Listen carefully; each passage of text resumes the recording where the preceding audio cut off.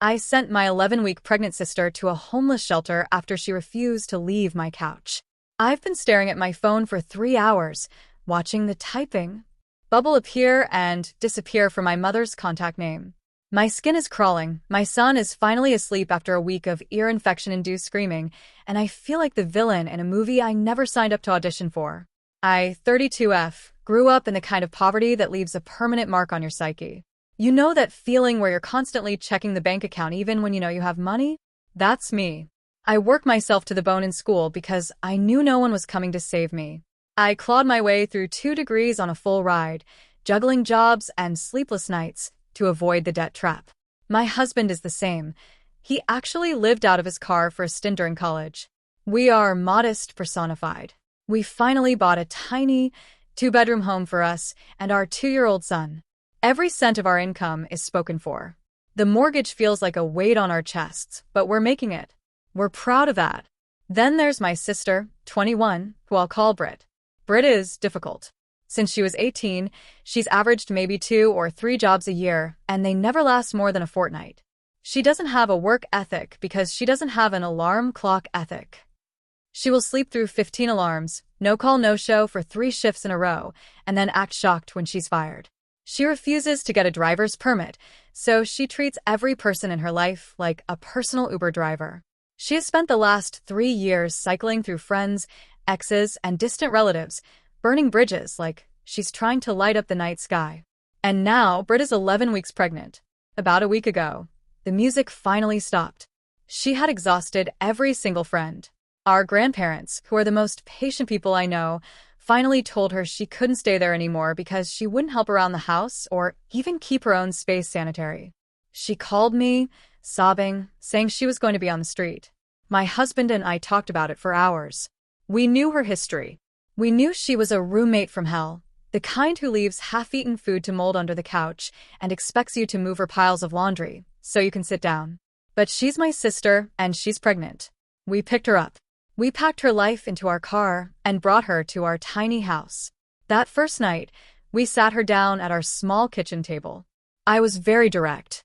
I told her, Brit, we love you, but we are not a long-term option.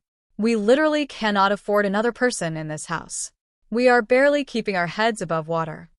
We gave her the house rules. They were baseline human requirements. Don't be a jerk. Contribute, clean up after yourself, help with dishes. No shoes in the house. No rocks in the kitchen. She has a weird habit of collecting things and leaving debris. I went above and beyond that first night. I spent hours researching. I printed out a full packet of local shelters, long-term housing for pregnant women, and resources for a city about 90 minutes away, a place she'd mentioned wanting to live. I even wrote her a script. Hi, my name is Brit. I'm 11 weeks pregnant, and I'm looking for stable housing. I told her, if you have questions, if you're scared to call, I'm right here. I will help you, but you have to do the work. The next morning, the reality of the Brit experience set in. She stayed asleep on our couch until past noon. My 2-year-old son was awake at 6 a.m., and because our house is so small, we were basically trapped in the kitchen or the backyard so we wouldn't wake her. We sat on the floor and played silently. When she finally woke up, she didn't move. She just shifted her weight, pulled the blanket up, and spent the next 6 hours scrolling on her phone. I asked her around 3 p.m. if she'd made any calls. No, she said, not looking up from TikTok. I'm tired. Being pregnant is hard. I get that, Brit, but these places have waitlists. The sooner you call, the sooner you have a bed. Everything is probably closed by now anyway, she muttered. I'll do it tomorrow. Tomorrow became the next day. And the day after. By day 4, my son and I both came down with nasty ear infections. I was dizzy, in pain, and trying to wrangle a screaming toddler while my husband was at work. Brit didn't offer to help once. In fact, it was the opposite. She stayed glued to that couch like it was her throne. She wouldn't even get up to get her own water or food. She'd wait until I walked into the kitchen and ask, "Can you make me a sandwich?" while I was holding a crying child and trying to find my own medicine. The house was becoming a disaster. She'd leave wrappers and empty cups exactly where she sat. If I asked her to move so I could vacuum or let the toddler sit on the couch, she'd huff like I was asking her to run a marathon. The raw emotional confession part of this? I started to hate her. I started to resent the very sight of her lying there, completely indifferent to the fact that her sister was drowning. By the 1-week mark, my husband had had enough. We sat her down, and it wasn't a suggestion anymore. We handed her the phone. "You are making the calls now," he said. She started crying. Not the "I'm overwhelmed" cry, but the "I'm being picked on" cry. She called the nice places first, the ones specifically for mothers that look like apartments. Of course, they were full. They put her on a 3-month waiting list. The only place that had an immediate opening was a shelter in the nearby city. It's not a great place. It's a low-barrier shelter, meaning there are people there struggling with heavy addiction and severe mental health issues. I volunteered in places like that. I have nothing but respect for the people who run them, but I also know it's a jarring, scary environment for a 21-year-old who has been coddled her whole life. When the intake person said they had a bed, Britt looked at me with pure terror. "You're really going to make me go there?" she whispered. "Britt, we told you. We can't keep you. We have no more room, no more money, and you haven't done a single thing to help yourself in a week. This is the only place that will take you." The drive there was the longest 90 minutes of my life. She didn't say a word. She just stared out the window, occasionally letting out a shaky breath. When we pulled up, the building looked gray and imposing. There were people loitering out front, some clearly in the middle of a crisis. I felt like a monster. I felt like I was dropping a kitten into a wolf den. But then I remembered the last 7 days. I remembered her watching me struggle with an ear infection and a sick baby while she demanded a sandwich. I remembered that she has had every opportunity. She's had insurance. She's had access to therapy. She's had grandparents who would have driven her to any appointment. She just wouldn't go. I dropped her off with her bags. She wouldn't even hug me. She just walked inside, looking small and defeated. Since then, my phone has been blowing up. My mother called me heartless and cruel. "She's pregnant," my mom screamed. "How could you put your own blood in a place like that?" I told my mom, "If you're so worried, why aren't you taking her in?" Silence. Because my mom knows. Everyone knows. They just want me to be the one to deal with it, so they don't have to feel guilty. I have PTSD, anxiety, and ADHD. I have spent most of my life unmedicated because I couldn't afford it. I know what it's like to struggle with mental health, but I also know that it isn't an excuse to bleed the people who love you dry. Now, Britt isn't answering my texts. My family is treating me like I'm the reason she's homeless, rather than her own choices.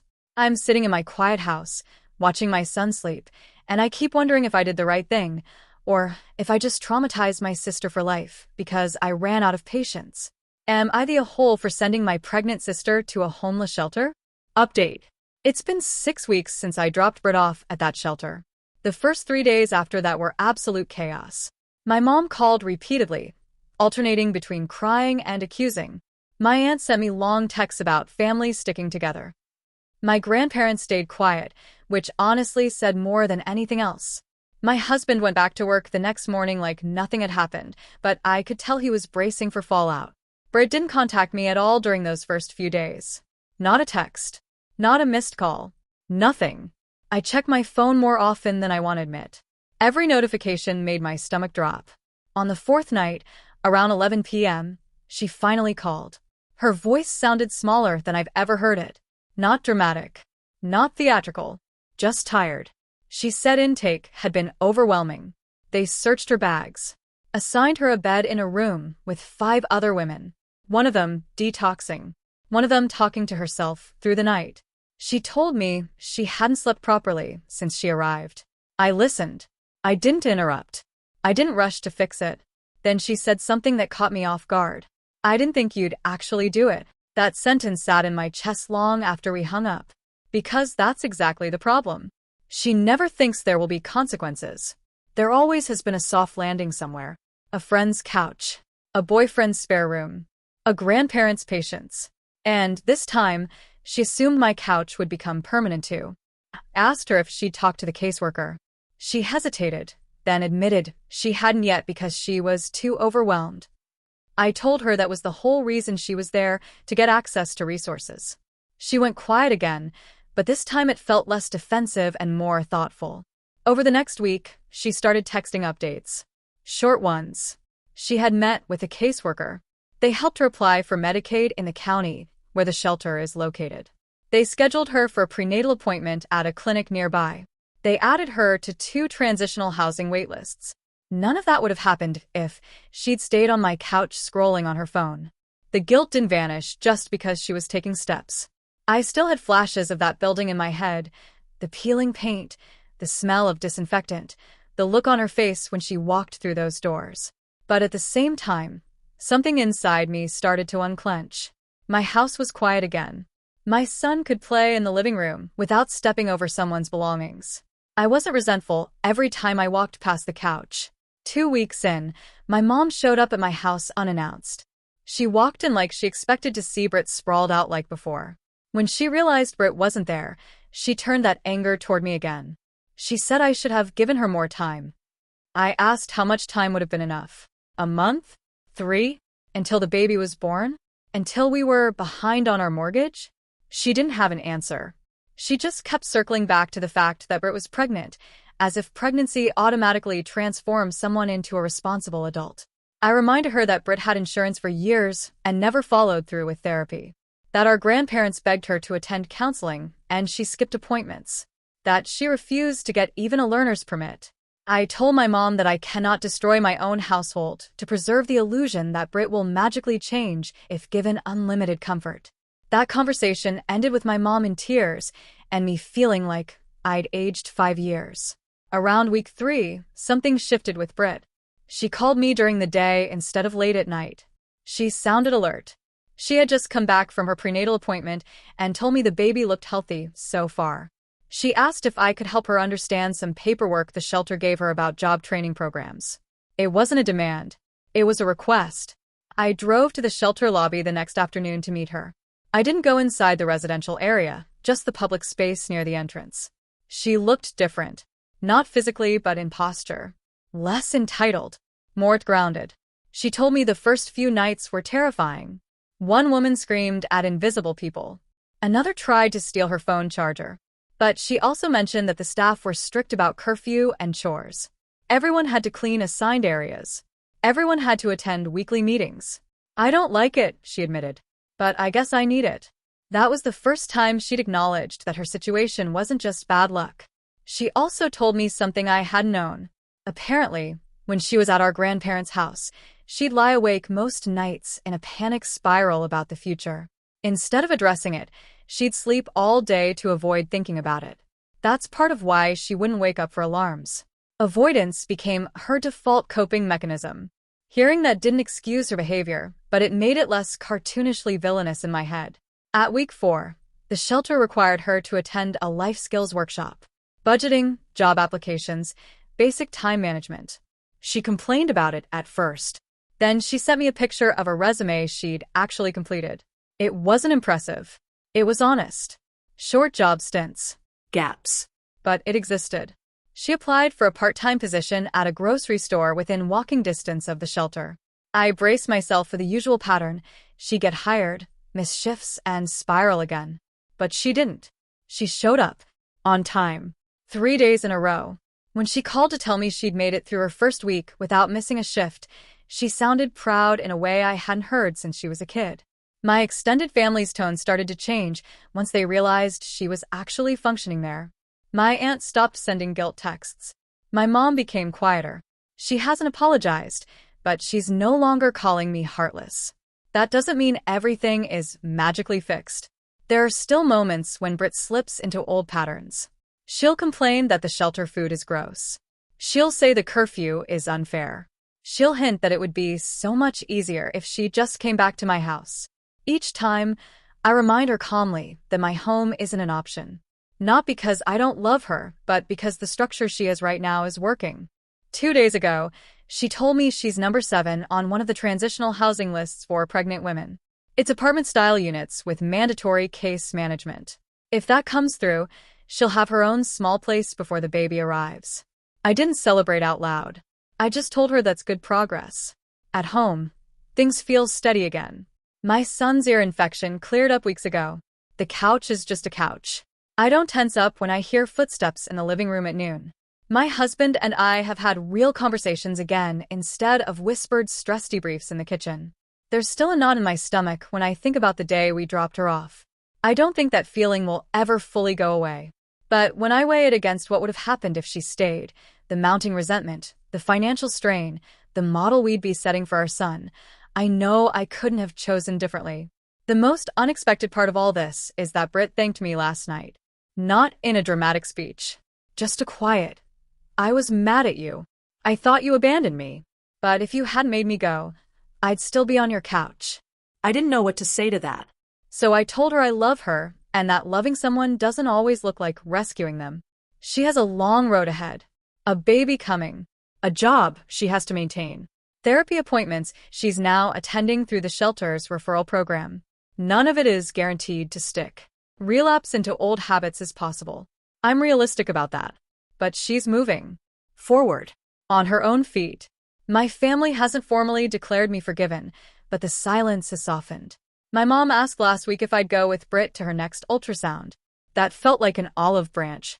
I don't feel like a hero. I don't feel like a villain either. I feel like someone who drew a boundary and held it when it would have been easier to cave. If I had let her stay, I would have slowly drowned in resentment while telling myself I was being compassionate. Instead, she faced something uncomfortable and began adapting. So if the question is whether I ruined her life by sending her to that shelter, the honest answer right now is no. It may have been the first environment that required her to participate in her own survival. I still worry about her. I still check my phone too often. But when I watch my son sleeping in his own safe room, in the home we fought for, I know I protected my immediate family without completely abandoning my sister. Thanks for watching. Don't forget to like, share, and subscribe to Daily Tales Update for more such stories.